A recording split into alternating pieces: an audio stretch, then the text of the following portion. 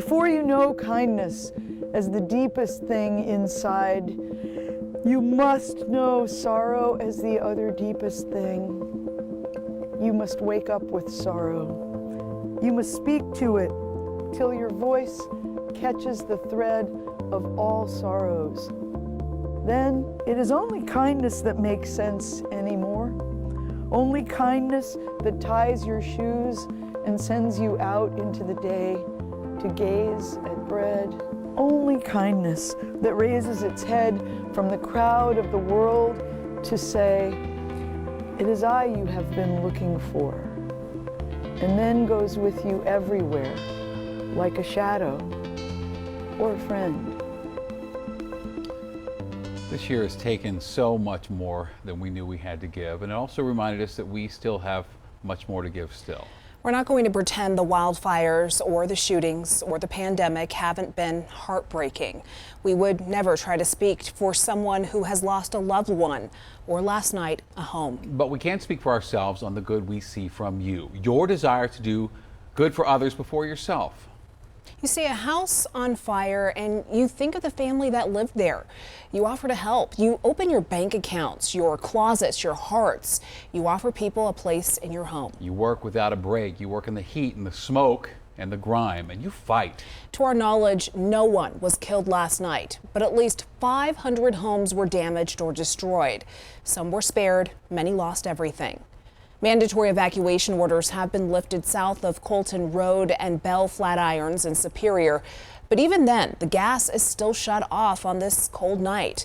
Louisville is still evacuated except for Old Town and north of South Boulder Road. Now, it's clear this new year is going to test us, but if we know Colorado, it will rise to the occasion. And our team was first on the air yesterday with the Marshall Fire. And we're not going anywhere anytime soon. Denver 7's Russell Haythorne continues our coverage tonight from a snowy Louisville. Russ? Yeah, Shannon, this is the Enclave subdivision here in Louisville. Last night it was glowing in an ominous orange. Tonight it is covered in a fresh blanket of winter white. If only this storm had happened a day sooner. But hey, here they're not looking back. They're not asking what if. They're picking up the pieces and moving forward.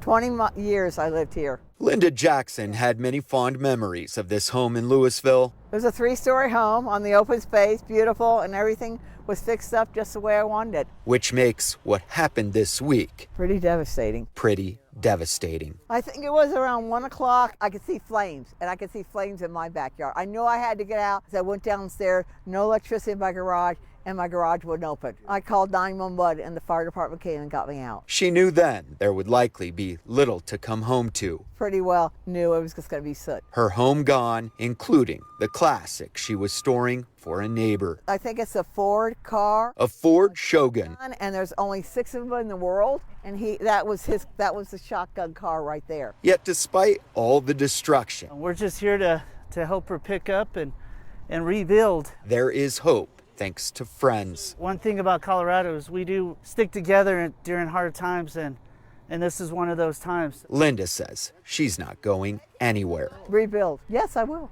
I love living in Louisville. I love this area. I love Colorado. An attitude of perseverance. It is what it is. That's the way I look at life. I was going to Antarctica in February, but I'm not going. I'm going to do my big adventure. This is my big adventure in life. I love her. What a great attitude. She's looking at rebuilding as an adventure, and that is the prevailing sentiment here.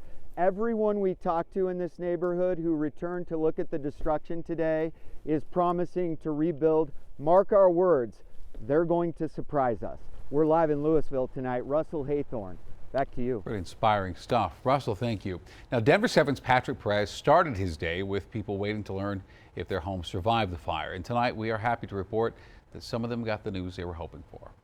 Even as snow fell Friday morning, it was no match for homeowners desperate to see if they even have a home to come back to. Once we saw it on TV, did we realize the magnitude of what what's happening. Sarah Wright was one of dozens of people we saw overlooking the Rock Creek South neighborhood from the West 120th Avenue viewpoint. We were at Costco yesterday morning, ironically enough, and we came out and we saw the billow of smoke and we were like, wow, what's happening there? Within 30 minutes, she was under a mandatory evacuation. She had very little time to grab all of her family's belongings. It took us 4 hours to get to what would take normally 20 minutes to a hotel. Nearly a day later, she and her husband, in need of answers, came to the place they normally stop on their walk for a view, this time to see if their home is still standing. We were just really fortunate that we could see it from there. And from this hill, there stood their home of 10 years, all the way in the back with the solar panels on top, untouched. It's unbelievable. Words can't describe it. Through the joy, Sarah says she feels a sense of guilt. Guilt that her home was spared, but so many others were not. One glimpse giving so much hope. Thank you, Patrick. The Boulder County Office of Emergency Management said today that Excel has found no evidence of downed power lines around where the fire is believed to have started. They were originally thought to be the cause. Denver 7 Chief Investigator Tony Kowaleski spoke with the Boulder County Sheriff about what they found over the last 24 hours. Yeah, Jessica, it is getting interesting because they did backpedal a bit. Yesterday, the reports were it was a power line. They even said it in the news briefing this morning. I talked to the sheriff after that briefing because we also got word into our newsroom that there were reports that a property near the genesis of the fire had some questionable fires earlier in the week, and if he was investigating that, he did confirm they're looking at that. Then I asked him about the investigation into the power lines, and he said it's still an active investigation. It could take days or longer. This was through text messages. I asked him if he ruled out the power lines based on that statement that came out from the Office of Emergency Management, and this is what he said. Nothing is ruled out at this point. Apparently, the calls in for the power lines were not power lines. They have some high power investigators coming in from the National Forest Service to help out. So backtrack a bit on what caused this fire, investigation ongoing, and we're expected to know more in the coming days. Reporting live in Louisville, I'm Chief Investigative Reporter Tony Kowaleski. All right, Tony, thank you very much for your work on that tonight. If you watched last night, you know it did not look promising for the Rock Creek subdivision in Superior. Well, Denver 7's Sloan Dickey has been surveying that neighborhood. Well, what a difference 24 hours makes. We've had about 3 to 4 inches of snow here in the Rock Creek neighborhood as crews continue to work to fix what was broken with those fires. Just take a look behind me. This is Excel Energy. They're digging up presumably those gas lines that have been ruined because of the fires. The gas is out here. The power is back on, so people are able to get back in here if they walk through the neighborhood. They've been getting some belongings just to go to their emergency shelters. But just behind that Excel truck is where those burned out homes begin here on El Dorado Road. There's probably 10 to 20 homes in this particular area that were unfortunately burned in this neighborhood. So people have been able to get through here. Many people we talked to said they're grateful to have their belongings, but there is a lot of rebuilding still to do, a lot of recovery still to do in the weeks and months ahead. In the Rock Creek neighborhood in Superior, Colorado, Sloan Dickey, Denver 7. Thank you very much, Sloan. Well, as you can see, I-225 North moving slowly right now in Aurora. There was a pileup near Iliff, so that's kind of the problem there, mixed with the snow, and probably we'll see more of that because of the snow. With your forecast, Chief Meteorologist Mike Nelson. Hi, Mike. Hi, Shannon. Well, a cold front roared through here about midday, and man, you can see the result as far as temperatures. It is 18 at Fort Collins, 17 currently in Greeley, and 10 in Sterling, while still 42 ahead of that front down in Trinidad. And the wind chills are certainly chilly, with readings in the single digits above and below zero across northeast Colorado. And we're going to see cold weather settle in here for the holiday weekend. So that front is sliding southward.